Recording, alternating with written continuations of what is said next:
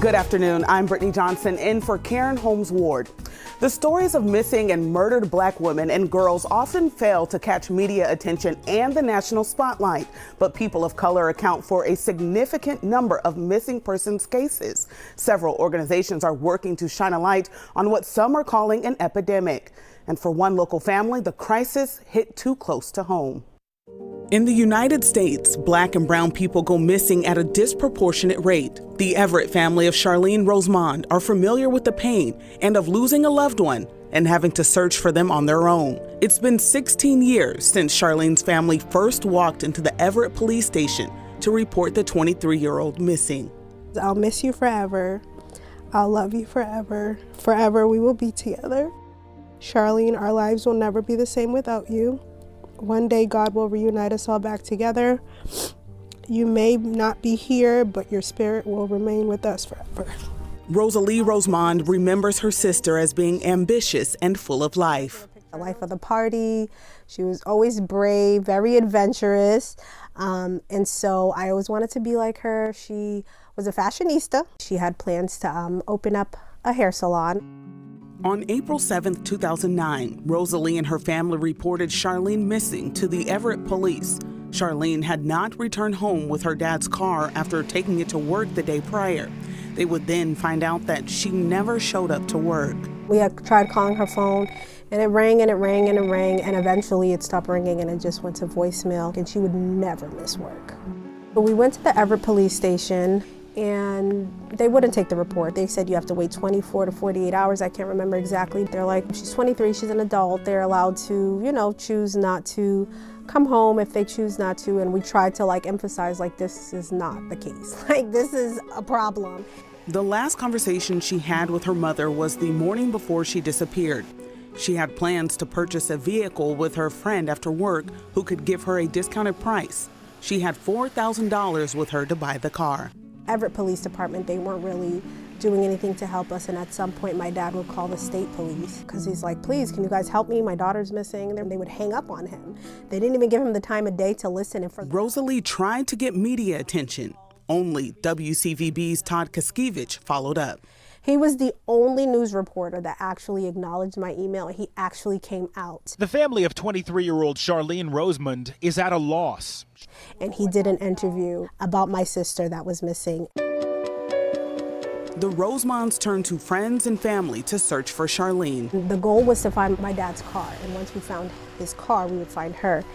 And my dad's cousin's a taxi driver, so he started telling the taxi drivers be on the lookout for this license plate, etc. And I guess one of his friends had called to tell him that they saw the car. 6 days after they reported her missing, Charlene was found murdered inside of her dad's car in the parking lot of a Somerville apartment complex. 6 o'clock last call. I never talked to her no more. At that moment, my mom fell on the floor. My dad ran outside, ran down the street. Obviously, it was devastating news to everybody. The family went and confirmed that it was Charlene in the car in that Somerville lot. The experience of the Rosemond family mirrors that of many others, according to the Black and Missing Foundation, a community organization with a mission to advocate for finding missing Black and brown people. The founders were inspired by a young woman by the name of Tamika Houston, who disappeared in 2004 from Spartanburg, South Carolina. It was really disheartening seeing Rebecca Howard, who is Tamika's aunt, struggle to garner mainstream media coverage for her niece's disappearance.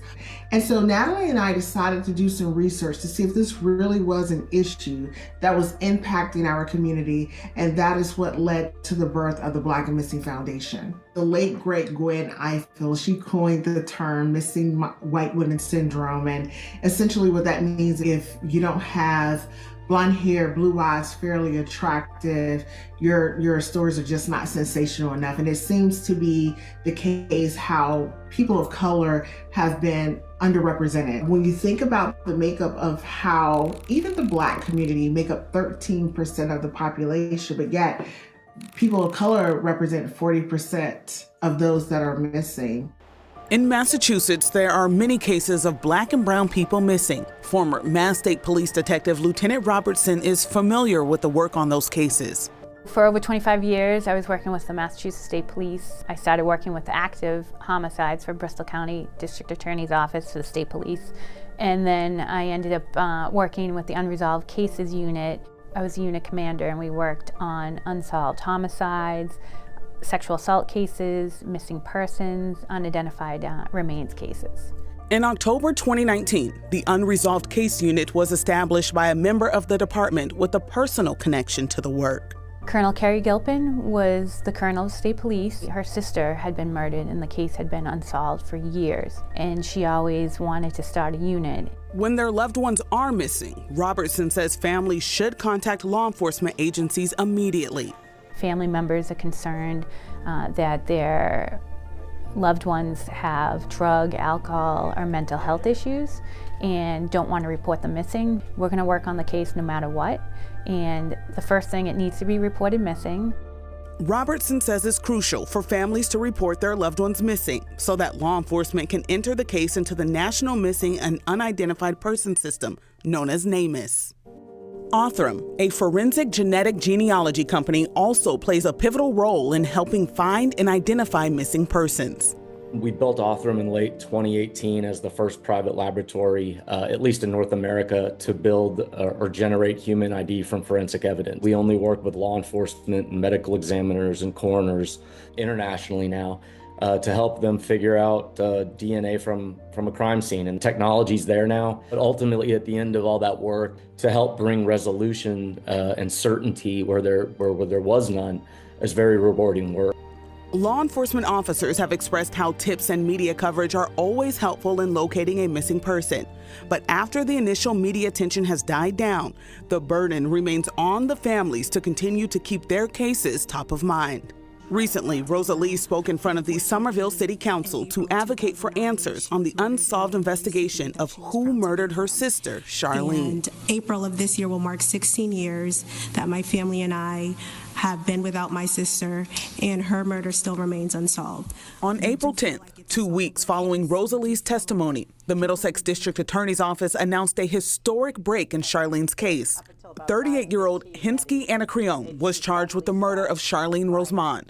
District Attorney Marion Ryan shared that Anacreon, along with Charlene's friend, Roberto June, set up the young woman by claiming he could get her a good deal on a car if she paid cash. This photo shows her withdrawing $4,100 at the bank.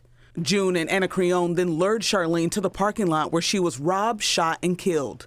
We later learned that Mr. Anacreon worked in an off-the-books capacity for a Somerville-based used car dealership. In that capacity, he had access to the car you see depicted in the bottom photograph.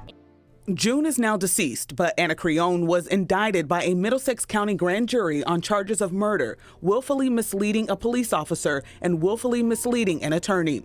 The district attorney said that both June and Anacreon lied to detectives and the Rosemond family early in the investigation. She considered them friends. So for me, it's heart-wrenching to know that she trusted these people, and these were the same people that took her life. She was just full of life, and it's unfortunate that I don't get to see where she would be now, and I miss my sister. A heartbreaking resolution 16 years in the making for the Rosemond family. If you know someone that is missing or have questions, please contact the local police department in the town or city where the missing person lived or was last seen. Up next on Cityline, from mentorship to youth employment, community organizations working to protect vulnerable youth.